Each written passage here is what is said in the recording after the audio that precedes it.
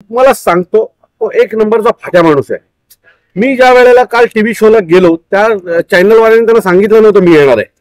जसं त्याने मला पाहिलं तसं तो कुठे पळू आणि कुठे नाही अशी त्याची गती झाली आणि त्याने लगेच त्याच्या ड्रायव्हरला गाडी पाठच्या दरवाजाला लावायला सांगितली आणि तो पळून गेला. म्हणजे अक्षरशः सदावर ते पळून गेला. महाराष्ट्र ज्या वेळेला महाराष्ट्र सैनिक समोर येतात त्यावेळेला त्याची हीच गती पुढेही होणार आहे. टीव्ही चॅनलवर कुठल्या तरी कोपऱ्यात बसून बडबड करणं आणि महाराष्ट्र सैनिकाच्या समोर बसून बडबड करणं यात फरक आहे हो. जर तो तिथे काय बडबडला असता तर त्याला तिथेच हाणला असता काल मी. त्यामुळे त्याला माहिती आहे की महाराष्ट्र सैनिक काय, त्याला टीव्ही चॅनलवर जी काही बडबड करायची त्या करू द्या. ज्या दिवशी हाताला लागेल आमच्या कोणाच्याही त्या दिवशी सदावर ते डोळ्यातला चष्मा हा त्याच्या डोळ्यात नसून गुडघ्यावर लावलेला असेल. एक लक्षात घ्या, महानगरपालिकेच्या अधिकाऱ्यांना उद्या माझ्याकडनं पत्र जाणार आहे. जो मराठी बांधव कुठलाही असू दे, आदिवासी समाज असू दे, गवळी समाज असू दे किंवा चर्माकार असू दे, कोणी असू दे, त्यांच्यावर जे अन्याय झाला आणि परप्रांताला वेगळी वागणूक तुम्ही जर देत असाल आणि आम्हाला सावत्र जर वागणूक देत असाल तर तसाच्या तसं उत्तर दिलं जाईल आणि अधिकाऱ्यांना तसाच्या तसं उत्तर देऊन आणि त्यांना पण आम्ही त्यांची जागा दाखवू हे पण तुमच्या या माध्यमातून सांगतो. खरं तर देवेंद्र फडणवीस आणि साहेब जे भेटले त्याच्यानंतर उद्धव ठाकरे आणि आम्ही एकत्र मोर्चा काढायचं ठरवलंय. त्यामुळे अशी कुठलीही चर्चा मागे पडलेली नाही किंवा कुठल्याही चर्चेत कुठलाही व्यत्यय नाही. परंतु आता जे महाराष्ट्राच्या समोर मोठं प्रश्न जे आहे ते मराठी भाषा टिकवणं, मराठी संस्कृती टिकवणं हे आहे आणि त्याच्यासाठी आम्ही एकत्र आलेलो आहे. तुम्हाला खात्रीने सांगतो की तुम्ही एवढा मोठा मोर्चा आज तगायत भारताच्या इतिहासात पाहिला नसेल. एवढा मोठा मोर्चा हा मराठी माणसाचा मोर्चा निघेल आणि याची दखल संपूर्ण जगभरात घेतली जाईल. बघा, सन्माननीय राजसाहेबांचे विचार आज आपल्या समोर फार मोठ्या प्रमाणामध्ये आज दिवसेंदिवस तुमच्या टीव्हीच्या चॅनलच्या माध्यमातून दिसतंय की लोक आज बोलायला लागलेत. लक्षात घ्या, लोक बोलत नव्हती, आज 2-4 महिन्यापासून लोक बोलायला लागलेत. ह्याचा अर्थ कुठे ना कुठे तो आतमधला जो लावा होता ना तो बाहेर निघतोय. सन्माननीय राजसाहेबांचे विचार लोकांना पटतायत. तुम्ही बघत असाल आमच्या इथे या ठिकाणी आदिब्य आलेले आहेत, हे स्वतः मुस्लिम समाजाचे आहेत. त्याचबरोबर आमचे युपी बंधू आहेत मनोज गिरी, त्याचबरोबर पारेख मॅडम आहेत. हे असे असंख्य लोक जे राजसाहेबांवर प्रेम करणारे आज मीरा भाईंदर भरपूर आहेत. त्यांचे विचार पडतायत. आजपर्यंत गव्हर्नमेंटने जी कामं केली, योजना कुठल्या आणल्या, कुठल्या फसव्या होत्या, ते सगळ्या लोकांच्या समोर आहे. तर मला वाटतं आता सन्माननीय राजसाहेबांच्यावर एक विश्वास आहे. सन्माननीय राजसाहेबांना मुख्यमंत्री जर बनायचं असतं ना तर शेपू ढालवून मुख्यमंत्री पण झाले असते, लक्षात घ्या. पण ते झाले नाहीत. ह्याचा अर्थ समजून जा, त्यांना जर स्वतःचा मुलगा जर अमित साहेब असतील त्यांना जर निवडून आणायचं असेल तर त्यांच्यासाठी काही मोठी गोष्ट नव्हती.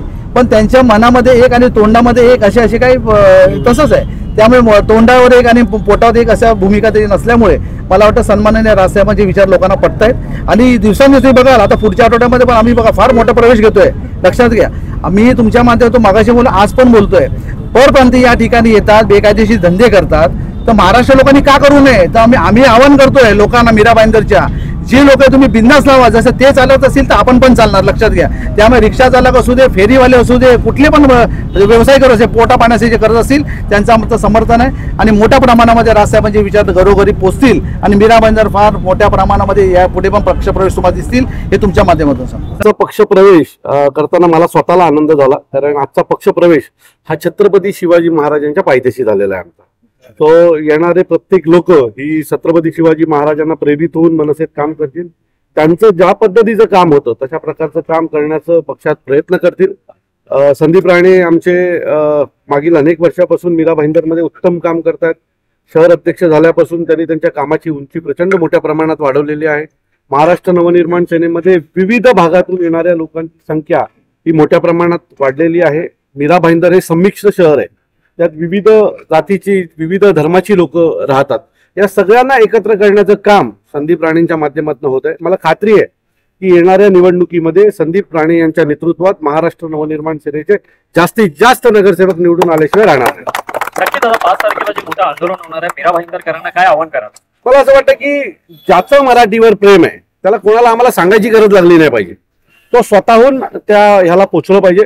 काल एक उदाहरण म्हणून तुम्हाला सांगतो, काल मी एका टीव्ही शोला जात होतो आणि अचानक एका सिग्नलला मी थांबलो असताना एक रिक्षावाला रिक्षातनं उतरला आणि माझी खिडकी वाजवली. मी खास खाली केल्यावर मला तो म्हणाला 5 तारखेला भेटूयाच. सो ह्याच्यासाठी त्या रिक्षावाल्याला काय आम्ही आमंत्रण पत्रिका दिली नव्हती. ज्याचं मराठीवर प्रेम आहे, ज्याला वाटतंय की आपली भाषा टिकली पाहिजे, अशा प्रत्येकाने तिथे आलं पाहिजे. सो जो स्वतःला मराठी समजतो, ज्यांनी मराठी आईच्या पोटातून जन्म घेतला असा प्रत्येक माणूस हा तिथे येईल याची आम्हाला पूर्ण खात्री आहे. त्यांना येणाऱ्या निवडणुकीमध्ये उत्तर भारतीय जी लोक आहेत त्यांचं मतदान हवंय. देवेंद्र फडणवीसांनाही माहिती आहे, बीजेपीलाही माहिती आहे की यातून मिळणार काय नाहीये, परंतु उत्तर भारतीय मतदारांना खुश करण्याचा हा त्यांचा प्रयत्न आहे. मला खात्री आहे की उत्तर भारतीय लोकही हुशार आहेत. त्यांना कळतंय की त्यांच्या बरोबर राजकारण होतंय आणि त्यांचा वापर फक्त राजकारणासाठी होतोय.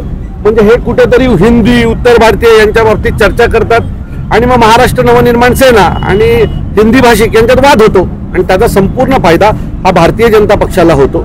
आणि भारतीय जनता पक्ष हे सगळं जे करते ते फक्त आणि फक्त हिंदी भाषिक लोकांच्या मतासाठी.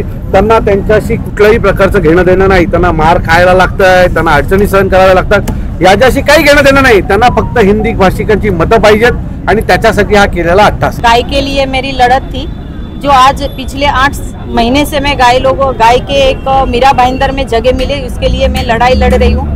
और मेरे 95 गाय वाले हैं जिसको बीएमसी की तरफ से और कुछ न कुछ रीजन से पोस्टपोन किया जाता है. 2 लोगों को नहीं बैठने देते हैं, 10 लोगों को बैठने देते हैं. असल में क्या रीज़न है मुझे नहीं पता है.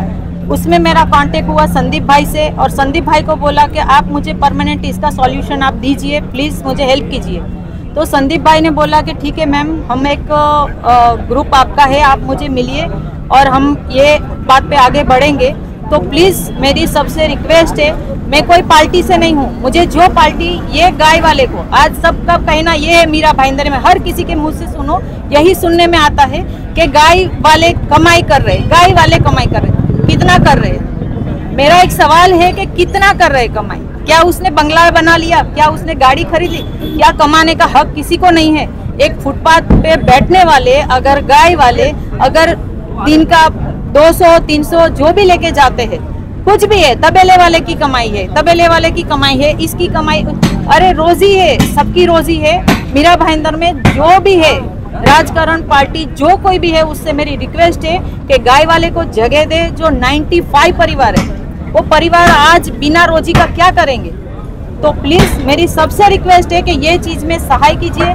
और संदीप भाई से मेरा कांटेक्ट हुआ है और महिला मंडल ये कविता जी भी है, मैडम डॉक्टर भी है, उसने हमें बोला कि ये इस चीज़ पे हम लोग श्योर हमको सॉल्यूशन लाएंगे.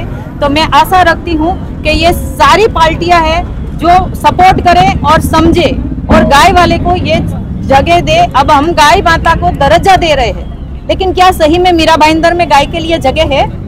नहीं है. आप सोचिए, आज इनका रोजी है, गाय का भी पेट भर रहा है और ये लोगों का भी रोजी है. अब जो गाय का भी पेट भर रहा है और ये लोगों का भी रोजी है, तो तकलीफ किसको है? तो तकलीफ प्लीज नहीं होना चाहिए. मैं रिक्वेस्ट करती हूँ सारी पार्टियों को कि आप भी संदीप भाई के जैसे जुड़ जाए और गाय को एक करे. आप एक्शन लीजिए, गवर्नमेंट के रूल से वो फॉलो करेंगे, नो डाउट, कोई दिक्कत नहीं है. लेकिन कोई परमानेंट सॉल्यूशन गाय के लिए कोई दे सकता है?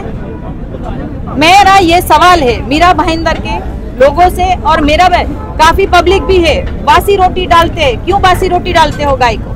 क्या तुम अपने बच्चे को खिलाते हो बासी रोटी? मत खिलाओ. गाय वाले चले जाते हैं, उसकी जगह पे तुम बासी रोटी छोड़ देते हो. जब बासी रोटी तुम छोड़ते हो तो नगर पालिका वाले आके गाय वाले के ऊपर एक्शन लेते हैं. नमस्कार बंधु, जय महाराष्ट्र. मैं मनोज गिरी, मैं फिल्म लाइन में प्रोड्यूसर डायरेक्टर हूँ. और आज मैं यहाँ हूँ, राज साहब का जो भाषण है, राज साहब ने जो अभी आंदोलन चलाया है हिंदी के लिए. मैं भी यूपी से हूँ, लेकिन मैं यूपी मेरी जन्मभूमि है, पर यहाँ मुंबई मेरी कर्मभूमि है. और हर किसी को अपने कर्मभूमि और जन्मभूमि का महत्व समझना चाहिए. यहाँ कर्म करते हैं. अगर राज साहब ने जो आंदोलन चलाया है कि अगर हिंदी मतलब फर्स्ट ऑलरेडी 5th क्लास से है, यहाँ पे फर्स्ट से कंपल्सरी करना बच्चों के ऊपर ऑलरेडी बहुत ज़्यादा लोड है. बस्ते हैवी लेके जाते हैं उन लोग. आहे की मी माझं नाव आहे आरिफ शेख. मी महाराष्ट्र मन वाहतूक सेनेला सरचिटणीस आहे. पूर्ण महाराष्ट्राची वाहतूक संघटना मी पूर्ण बघतो. आणि आज या ठिकाणी वाहतूक सेनेमध्ये खूप लोकांचा प्रवेश आहे. त्या ठिकाणी आमचे इकडचे शहर अध्यक्ष आमचे संदीप राणे आणि आमचे बाकीचे डांबरे आहेत, संदीप आहे. त्या ठिकाणी आम्ही सर्व त्या ठिकाणी पक्ष प्रवेश घेतलेला आहे. एवढा आहे. किती लोकांनी पक्ष प्रवेश केला? आता तुम्हीच बघतायत, आणखी तरी कितीतरी लोक येत आहेत. मला फोन पण आले, अरे आम्ही येतोय. तर कमीत कमी 150 ते 200 लोक या ठिकाणी पक्ष प्रवेश या ठिकाणी घेणार.